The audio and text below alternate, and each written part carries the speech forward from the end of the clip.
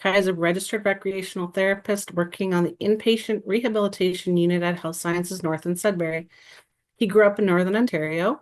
The majority of his leisure has been spent in the music realm. Upon completion of a major in music and a minor in science, he completed his postgraduate in recreation therapy at Georgian College.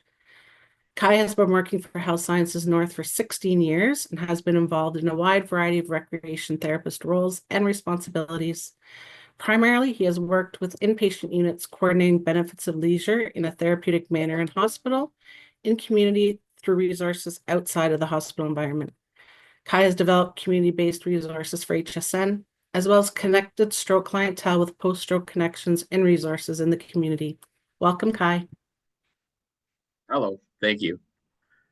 So yes, my name is Kai Santala, and I'm a recreation therapist at Health Sciences North. I'm just going to get my presentation going here.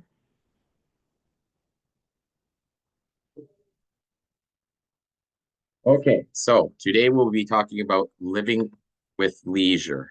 Oops. Living with leisure, supporting the return to work and recreation post-stroke. So topics of discussion: what is life going to look like after the hospital? Leisure and what that means. What are barriers to leisure? The benefits of meaningful activities, and case examples of post-stroke clients returning to leisure. How can we help? Adaptive aids, activities and resources, community integration, and then you can feel free to ask me any questions.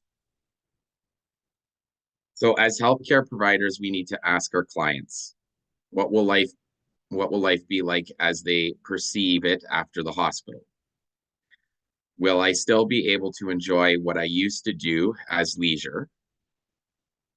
Will I still be able to meet up with friends? Transportation, how will they get there? Accessibility of where they used to go? What services will be available? How will I spend my time? They may not be returning to their previous lifestyle, and they may need to think about new ideas and activities to fill their free time. Will I need help? This is where we as healthcare providers come into play, and these are questions you can ask your clients to help guide them through and start the process of returning to leisure and recreation post-stroke. So leisure and what that means. People define themselves by what they do. So nurse, doctor, miner, mechanic, but there's so much more to it than just our profession. Our leisure is a massive part of our identity as well. Leisure is how we make friends, how we develop relationships. It's how we define our talents, promote our emotional well-being, and it creates our character. You could be a gardener, a musician, an artist, an athlete, a baker, a biker. And the most fortunate of us use the term "I love my job" based on our leisure becoming part of how we are able to live and prosper. So normally we think of leisure as recreational activities, so baseball, golf, hockey, your standard sort of things that pop out in your mind, but there's so much more than that.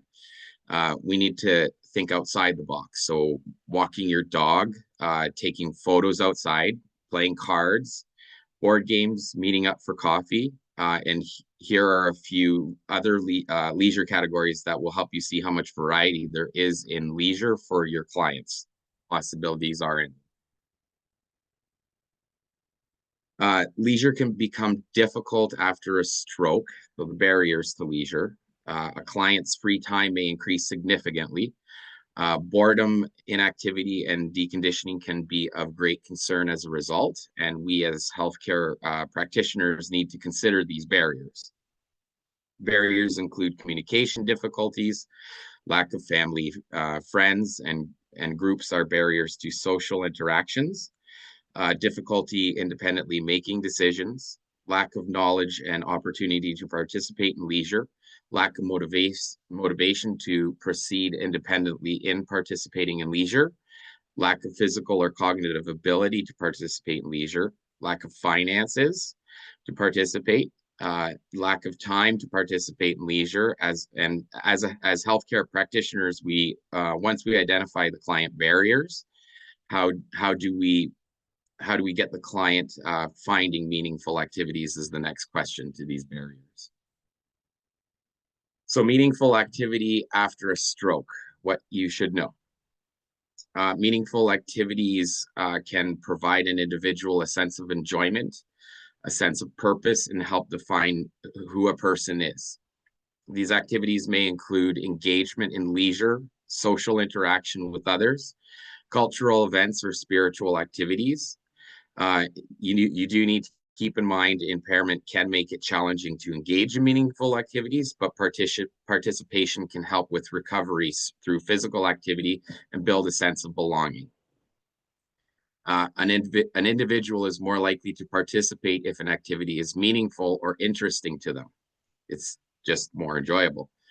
Without meaningful experiences, days can feel long and empty, which can lead to social isolation, loneliness, and depression. Meaningful activities can contribute to improved recovery, including physical fitness and overall well-being.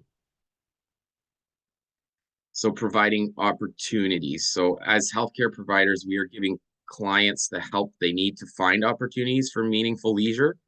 These activities include, but are definitely not limited to, socializing and meeting new people. This can lead to new friendships and give the client the feeling they belong, which they do. Physical activity, as it is not just exercise that keeps you active. The more things that you are doing, there's all that activity within that. A sense of accomplishment. A person will feel intrinsically better by accomplishing leisure goals. Creativity provides cognitive and mental stimulation. Stress relief from medical appointments and the daily to-do list can be produced by leisure activities. Control over one's life.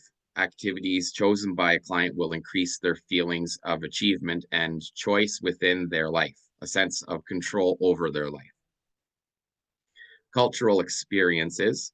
The benefits of culture create group and social interactions. Improve self-confidence. Through leisure, we gain a sense of identity, and in turn, self-confidence can increase.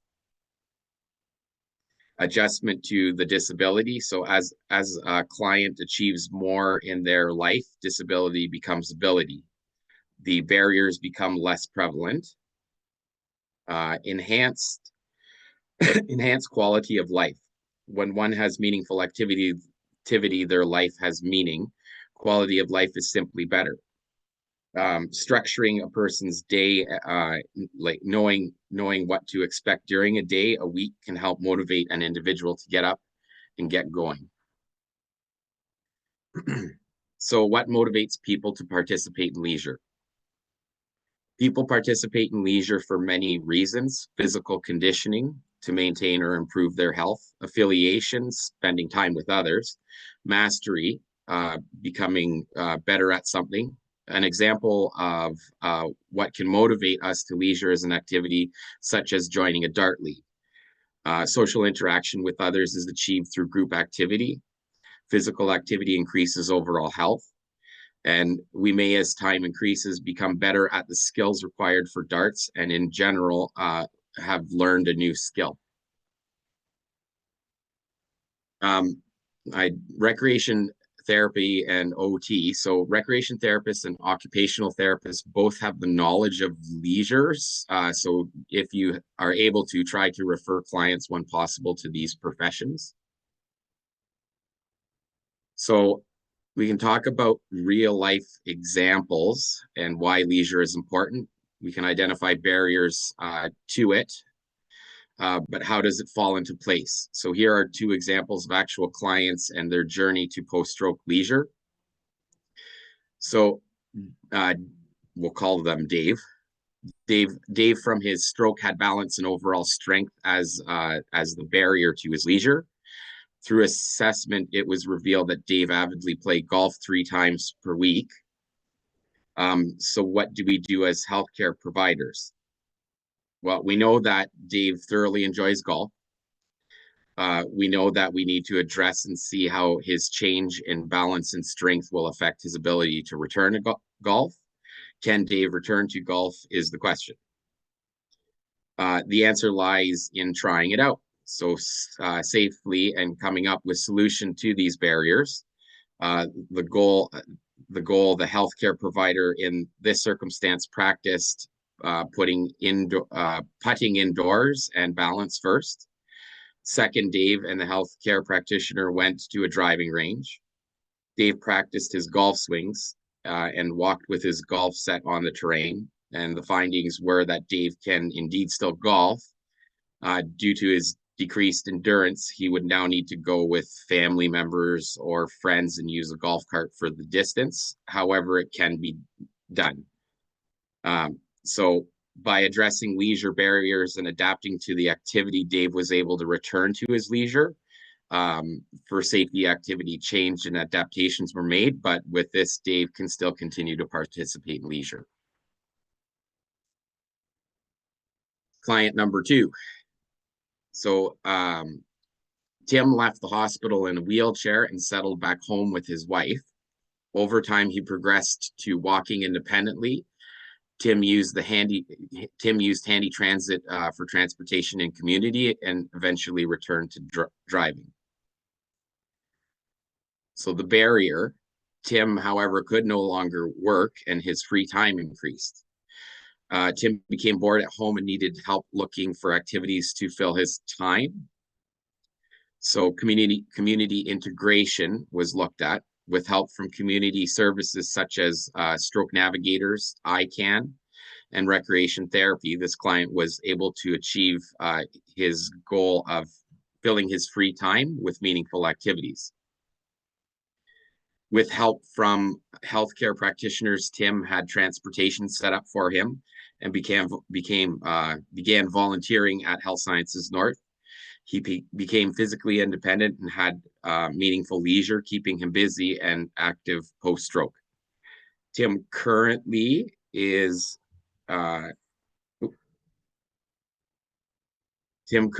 participating in volunteering in nursing homes and at HSN and avoided being stagnant at home. As healthcare practitioners, we were able to get him back to doing what he wanted, a thing that he found very intrinsically motivating. Healthcare practitioners' involvement included recreation therapists connecting Tim with handy transit and coordinating volunteering at the hospital, stroke navigator connecting Tim to other volunteer opportunities, ONR, which is outpatient services, increased Tim's physical independence. And in this example, we see how healthcare professionals use an interdisciplinary team model to achieve the client's goals, all of us working together towards Tim's goal. So how can you help? So always follow a care plan. We need to ask questions of our client to determine meaningful activities. So one, looking at the 5 W's and how. So who do you like to do activities with? Do you do things with your partner, your kids, your grandkids, other family members, friends? Do you go to church, etc.? What do you like to do? Do you like indoor leisure? Do you like outdoor leisure? Do you like walking, hiking? Do you like group activities or independent activities? Where do you like to do these activities? Do you prefer the comfort of your own home? Do you prefer out in nature? Do you like busy public spaces, going to festivals, events, or do you like one-to-one activities with small groups of one or two? When do you like to do these activities? So do you have more energy in the morning, or do you prefer in the evening and participating at the end of your day? Why do you like to do these activities? So do they make you feel you have achieved something because they keep you physically active, because you feel relaxed and calm? And then how? So how do you like to do these activities? Do you like to do them on your own with family or friends? Do you like to do them back to back to keep you busy, or slow and paced because you like not to feel rushed? So support the client. It's important to look at the things that you would need to be doing leisure activities that will help you do them. So helping your client with making sure hearing aids, glasses, mobility devices are all set up for them and in place so they can do activities, um, and modifying activities. So are there ways to modify the activity for successful participation? Example, using card holders, seated exercise, large print playing cards, things that will make the activity be uh, more possible for the client. Um, are there other individuals that have similar interests? Um, you can use strategies to accommodate different levels of ability in communication, cognition, perception, vision, and so on. You can talk to family members and caregivers and friends about the client's interests. So finding out that they enjoy listening to music, playing music, reading books, uh, different games, card games, board games, word searches, and so on. Seek extra support from the community. So looking into seniors clubs, recreation centers, VON centers, and day programs, March of Dimes services, and so on. Also within this, we'll talk about adaptive aids and resource ideas. So just as there are adaptive aids for activities of daily living, like adaptive utensils, walkers, hearing aids, so on, so too are there adaptive aids related to clients and their leisure. So let's look at a few examples of leisure-oriented adaptive aids. So there's different things like paintbrush holder, and that can help individuals who have had difficulty with hand strength. There's bowling aids. Bowling aids can keep individuals participating in their previous leisure. Avid fisher individuals can continue fishing a post stroke. So if you have hand strength being affected and you're casting your rod, you might not be able to hold on to the rod, but with something like this, they're called strong arms. They latch onto you, they go on a handle, and you can cast with your other hand. You still have range of motion, and you can continue fishing. Hand function is affected for many individuals who have had a stroke. There fortunately are many assistive devices for leisure activities associated with this barrier. Adaptive aid card holders, hand supports for paintbrushes, pencils or markers, supports for fishing rods, which we talked about, one-handed supports also for knitting, crocheting, needlepoint, assistive aids for holding pool cues with one hand from a wheelchair or standing, book holders, and there's also audiobooks.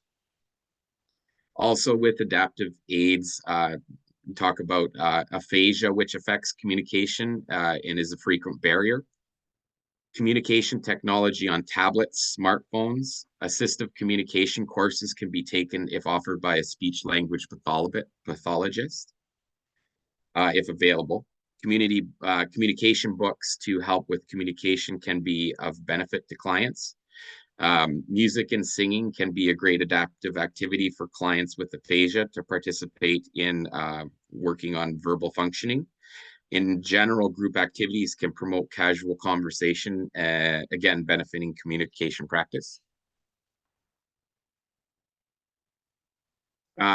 There are also computer technologies. So technologies such as larger keyboards or how they're oriented around the joystick or mouse, different styles of joysticks, programming voice commands can help clients who have fine motor barriers, vision difficulties, and so on. There are card holders, which can help those who enjoy meeting up with friends to play cards. Book holders are very useful for clients who can't hold the book but want to keep avidly reading. And there's audiobooks is another option too. And most libraries may be able to deliver books to client if they can't go out to the library and get them. Also talking about adaptation to leisure activities, there's adaptive, not just aids, but activities. So we don't just need to think about devices to help our clients, but let's also keep in mind that there are adaptive activities. Um, there are many adaptive sports and activities that can be used by the client to keep them active and involved post-stroke. So sledge hockey is an example with the use of sleek chairs, either on wheels or skating blades. Wheelchair basketball, for example, promotes upper body strengthening and exercise. Aquatic therapy helps balance strengthening, circulation, and so much more. Or you can adapt the activity specifically for the person. For example, have them sit while they're playing darts. So there's a lot of adapting to activities and a lot of different activities that are being used, such as aquatic therapy, for example, to keep the person active. So let's talk about where we can look for some adaptive aids. In general, Amazon, if you search for specific items, a fair amount of variety will pop up. Example, book holders, pen holders, and brush holders. So there's a lot there on Amazon itself. Um, March of Dimes, for example, has a section on their website for accessible technology and support for clients to gain the ability to use their laptops, smartphones, and so on. So just getting assistance through programming to help them look at how they can set up their phones and so on. Play and Recreation is a company in the United States, but they have a great catalog of products for leisure adaptive devices. Canadian Adaptive Snow Sports is an example that offers clients the opportunity to ski and snowboard with the use of adaptive equipment. There's programs offered at various locations in Ontario. An example that I found was Sault Ste. Marie. So talking about adapting your activities and using adaptive aids, then we can also look at community integration. So how are you going to get your clients back and going?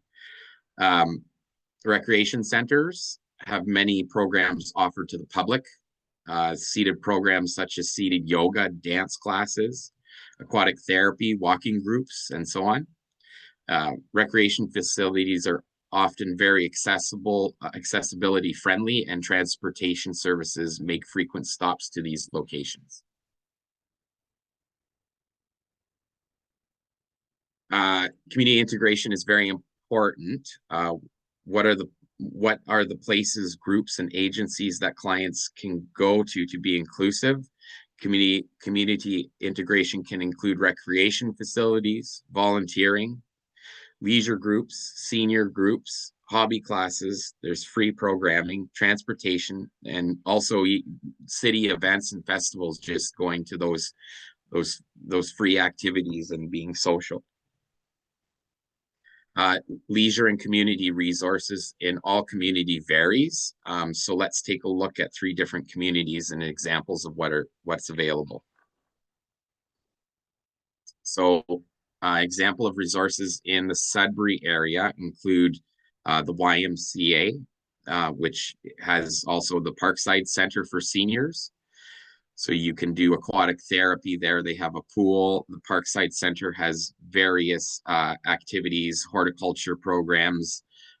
There's pool, like playing pool groups there. There's woodworking. They have music performers that go. You can have lunch, that sort of thing. And you can also be connected to the exercise portion of the YMCA and be part of Parkside Center. ICANN, various seniors groups, walking programs, free classes, and so on. Transportation options in the Sudbury area include wheelchair taxi, public transportation, Red Cross volunteer drivers, and GOVA Plus accessible buses. Uh, so another example of a different community, we'll go with New Liskard.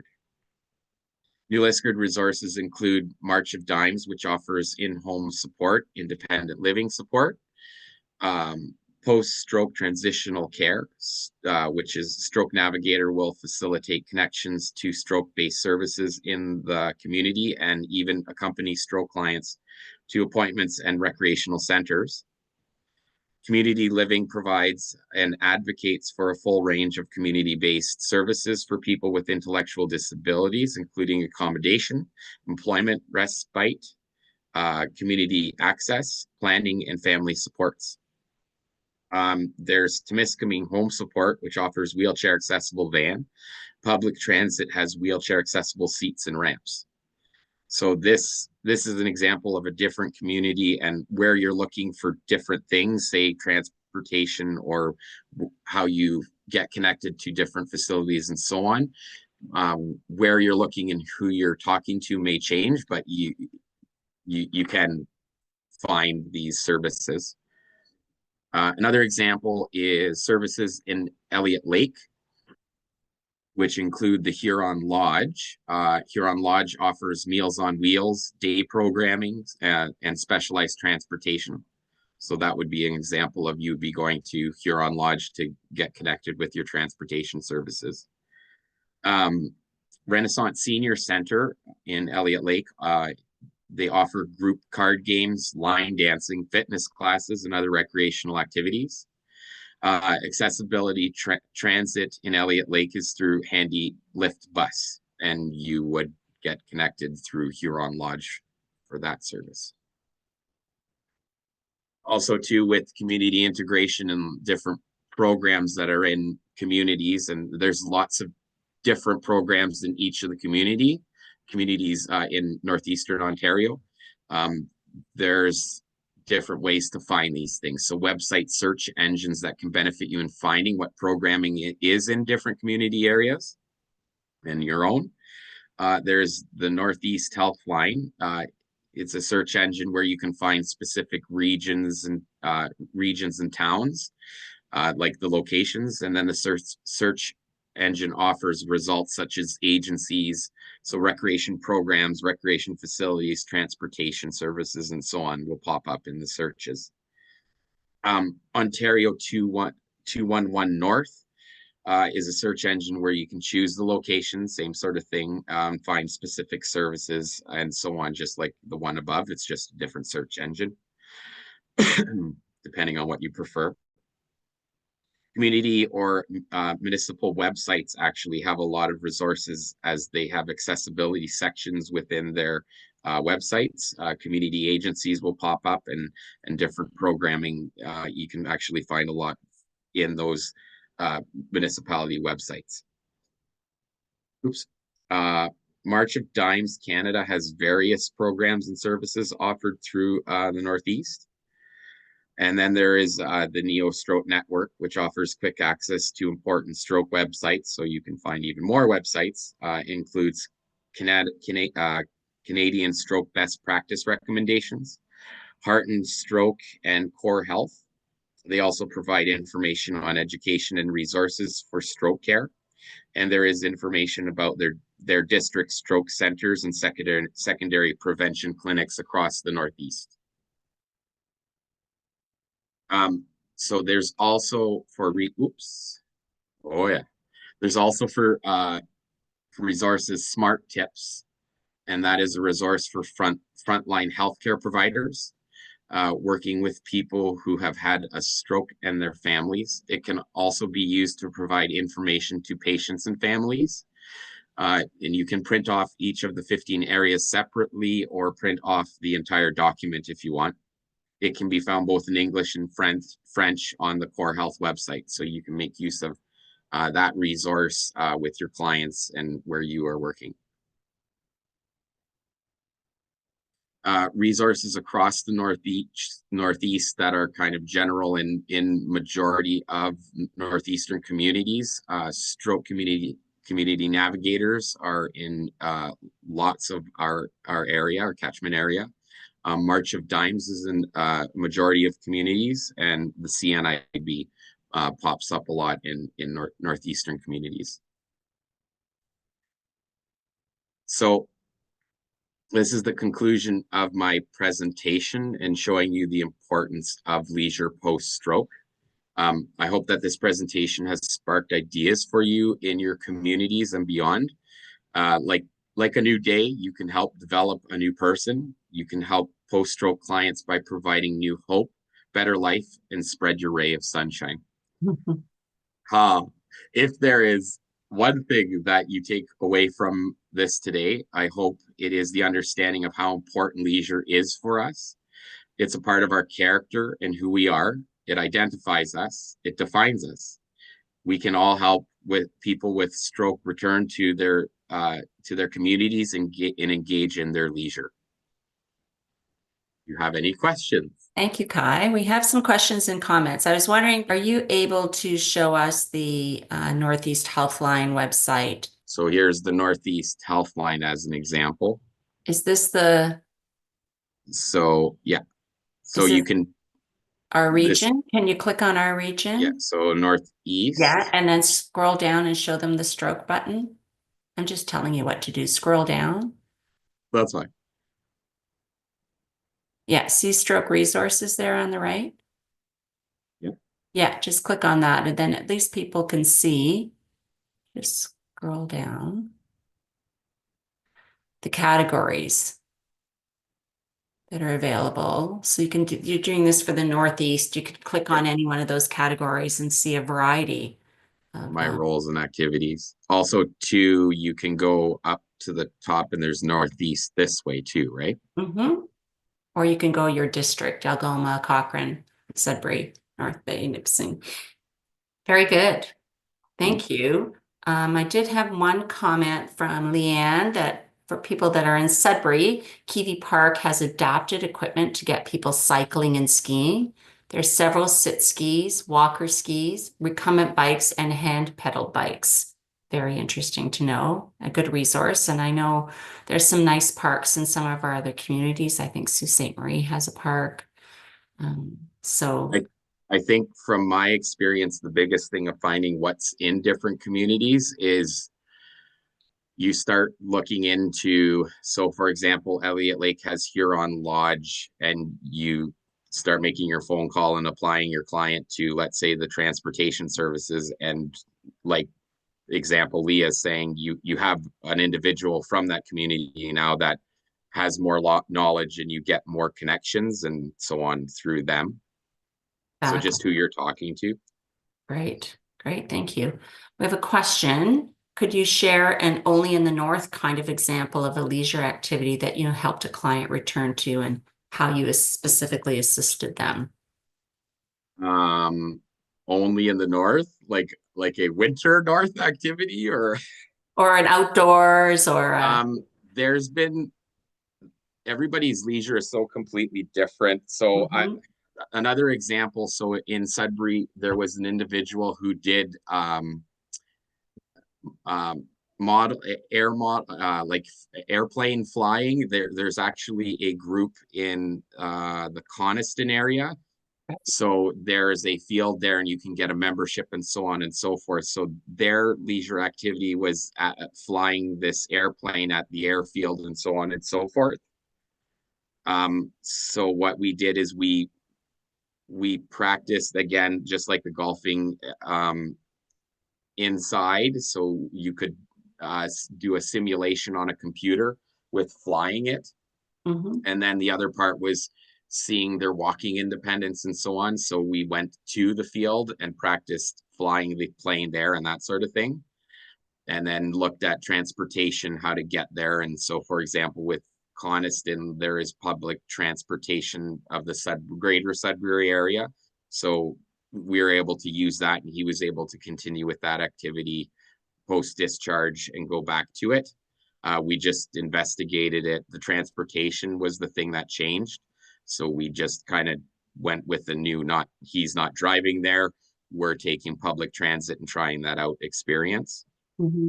So that comes to mind. Yeah, very good. Um, in terms of Welcome, your Susan.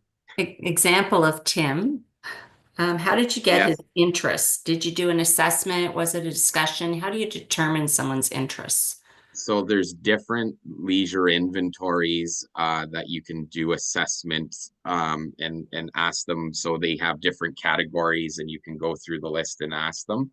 Uh, that that is really important, asking like those different subcategories and so on and so forth when you're looking at the change of somebody's leisure activities from what they were doing to maybe something that they might be interested in doing because they need to adapt. So example for yeah, I think it was Tim. The leisure activities that that individual had were completely different pre-stroke to post-stroke.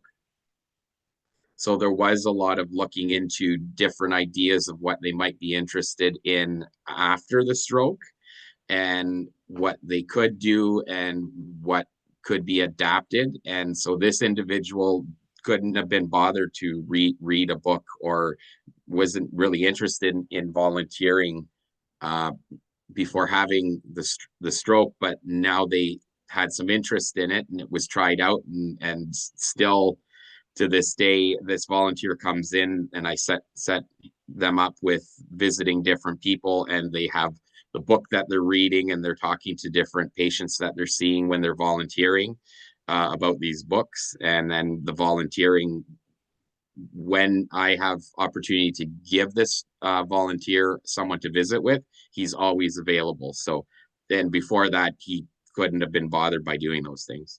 So he visits new stroke patients to your unit. Yeah. Great, like a peer support. Yeah, peer support, friendly visit, talking about his experience, that sort of thing. The creativity that we made for how we were going about that was kind of, yeah, to talk to like other individuals who were inpatient that had had a stroke, and having them meet with someone who had been with our unit before and what they went through and what their experiences were. So other patients could kind of see how that works. Although everybody's journey is different, they still kind of get an idea of you can still be doing leisure activities and so on outside of the hospital when you're going home. Right. Okay. Spark a conversation. Right. So I have another question from North Bay. Do you have any suggestions for trying adaptive methods of participating? A lot of people seem to be resistant to trying these adaptive methods. um, I I think it depends on how you're going about it. So what comes to mind for something that I would do is, I'm not interested in bowling. I don't bowl. That's not something that I want to do. Okay, fine, very well, but why don't we go out and try that? Let's go to a bowling alley and use the ramp that they have. So, for example, in Sudbury, a fair amount of the bowling alleys around here have those. And I find once you kind of work with them and do it with them, they start experiencing the activity. And then they kind of start thinking about, well, sure, that's not an activity that I would be interested in, but it would be kind of fun to do it with my family or with my friends. And it's a thing that I know that I can do and get to, and we've had practice. And it kind of sparks that, well, maybe there are other things that I can do and look at and see that are different, because that wasn't so bad. So just kind of encouraging them, going with them, participating with them. Right. And I might add that sometimes if you can figure out what motivates them. So if they like to be social and they like to meet new people, you can bring them to bowling. That might not be their activity of choice, but it's an opportunity for them to meet new people, to be out in the community. And that's what motivates them. So sometimes you can convince them in that way, right? And or someone who is not as social but has a close knit of friends, then you can utilize their family and friends and have them try it together. And right, they're more encouraged by, okay, well, I'm going to go because my Mhm. wife wants to go and so on and so forth. And maybe that's a thing that as a couple, they start doing once a week and that sort of thing. So just getting out and trying it is half the battle. Right. Okay, one final question. How do you approach a workaholic with no previous leisure activities? That's our Uh, favorite that's, one, Kai. yeah, that's a tricky one. The example of Tim, ironically, is that previous two-stroke, they were a workaholic. Um, but there wasn't much resistance to looking into different ideas and so on and so forth. It was like they just kind of naturally came to, there are different activities and I do really enjoy them, and I didn't think that I would, but I'll do those. Um, when I've had discussions with individuals about what did they like to do or what did you used to do, what are things that interest you, and the response from a person is, well, I just used to work. Um, then you kind of start talking about, okay, you did, and that's what you used to do, but what are things that interest you or might interest you, or let's take a look at what's out there that will keep you active and physical and so on and so forth, if you're not returning to work and that's all you used to do. And let's look at different leisure and categories that you might be interested in, and try those. So it's kind of the convincing of, okay, well, let's look at some of that and, get it started. Okay, that's all the questions we have today. Thank you, Kai. We really appreciate that you spent the time with us today and shared your knowledge of recreation and leisure. Thank you.